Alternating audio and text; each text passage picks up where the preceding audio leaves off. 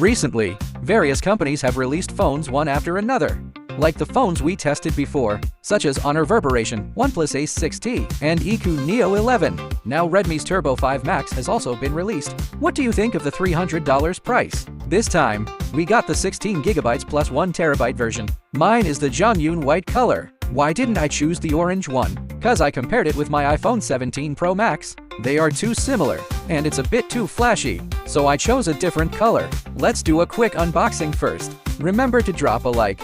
I'm Cold Dream. This time, it still comes with a TPU soft case, and the classic 100W a port charger. It's the genuine white color. Please rate it from 1 to 5. I think it feels quite textured. The fiberglass has a matte texture. I guess it's for reducing weight after layering materials. The logo position is also highlighted in red, which matches the brand color. The dual cameras on the back are smaller than before, while still keeping the hidden light strip design, which is also a feature of the Turbo series. The phone weighs about 220 grams without the film, around 224 grams. The metal middle frame deserves praise. Compared to that, I think the Turbo 5 Max's overall appearance and texture are relatively prominent at this price. Do you like the design of this Turbo 5 Max? Let's turn it on first. The front design of the 5 Max is the classic large R-corner design of the Redmi series. The benefits are self-evident. Flat screen lovers will be happy, and its viewing angle is much better than a curved screen. It also looks more like an iPhone. The screen size is typical for a mid-range phone, with a mainstream 6.83-inch flat display. It's the same size as the OnePlus Ace 6T in my hand. The rounded corners of Redmi are relatively coordinated. It's very similar to the R-corner of the iPhone 17 Pro Max. I think making it this large is mainly to facilitate material stacking, and also give gamers more space to operate. It also feels better in hand. As for the screen performance, its daily brightness adjustment is relatively aggressive. In terms of eye protection, Redmi has developed this eye-changing frequency. You can adjust blue light filtering, paper texture, and other settings. Its eye protection solution is DC plus 3840 Hz ultra-high frequency. I think this solution is much better than Apple's 480 Hz low-frequency PWM. Apple's eye protection level, I think you can understand. From 1 to 5, how many points would you give? This time, I used this Turbo 5 Max for a while. I found that Redmi really optimizes the Tianji processor very well. It seems to be a sub-flagship name, but in fact, it actually uses a real flagship chip. It's just a renamed version of Dimensity 9400. This one uses the Mount 6991 chip, which is the same as the Dimensity 9400 Plus. The advantage of this is that it can handle future system updates. It doesn't need to create a new branch, avoiding different treatment. How the 9400 machine will be updated. The update for the 9500s will be the same. Moreover, the actual hardware scale and GPU performance are much better than the previous generation Snapdragon 8 General. Its competitor is not the Snapdragon 8 Gen 5, but the previous generation flagship chips like Snapdragon. So how about its actual performance? Later, we will compare it with OnePlus Ace 6T. The system optimization of Redmi's previous mid-range phones was a bit lacking, especially in system fluency and animations. But now, after using the Turbo 5 Max, think Hyperos 3 is much smoother than before. This kind of experience used to be only available on high-end phones. I feel that it can compete with Coloro's 16, which is recognized as one of the best. The daily smoothness, interrupting animations, and dynamic effects are all significantly improved. I suggest you try it in the store. Let's continue to talk about its gaming performance. We measured that Peace Elite and run at 120 FPS at room temperature 20 C.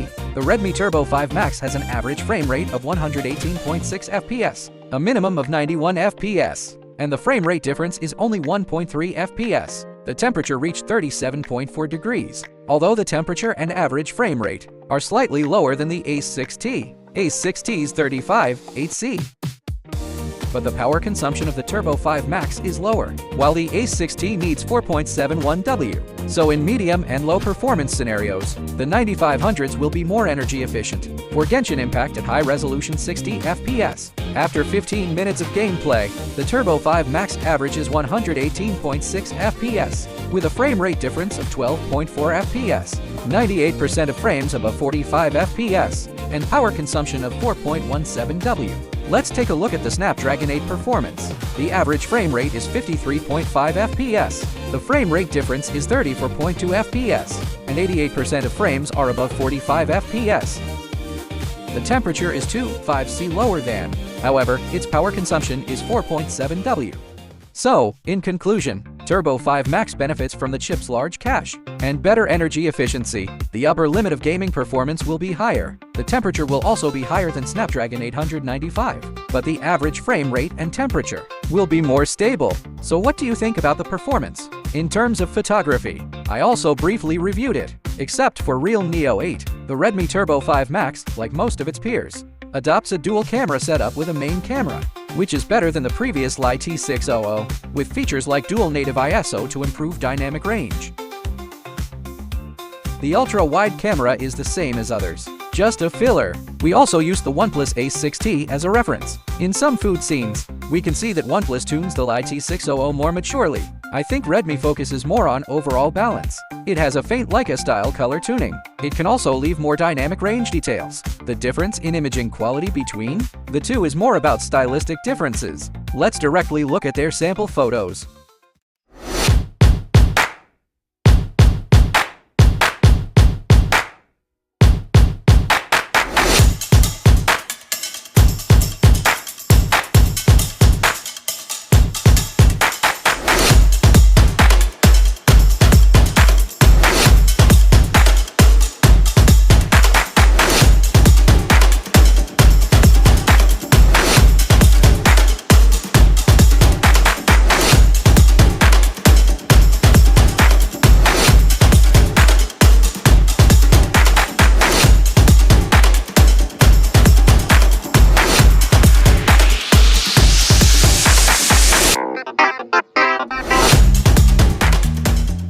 After watching, what do you think about the performance? Turbo 5 Max has a 9000 mAh battery, 100W charging, and 27W reverse charging.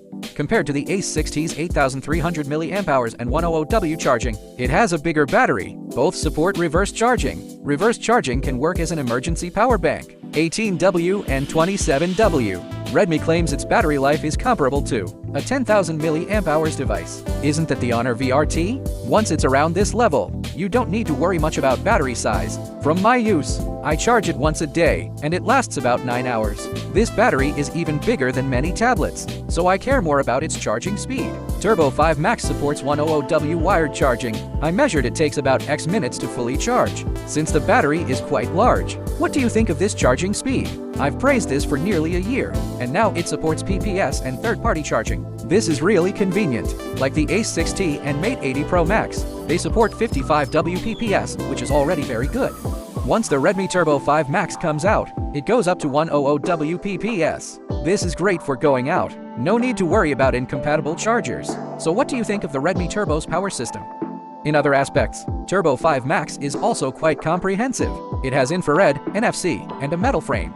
It is also dustproof and waterproof with IP68. The X-axis motor is still our old friend, the 809. Let's listen to its vibration. Its speakers are equipped with dual 1115F. We will release its audio-visual comparison at the end. So, what do you think of the Redmi Turbo 5 Max? I think it's suitable for daily use, and 512GB version is a better choice. The price of memory has risen recently. See you in the next video. Bye!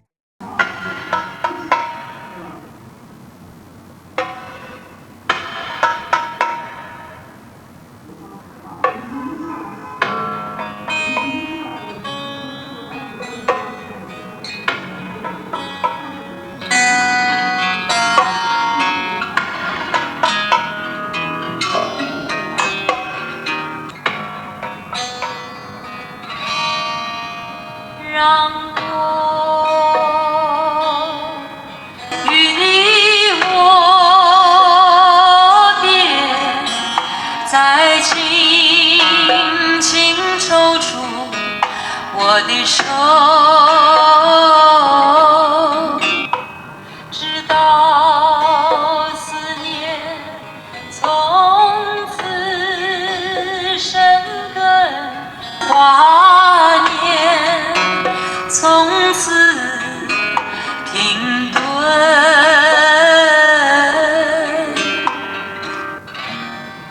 热泪在心中汇成河流，热泪在心中汇成河流。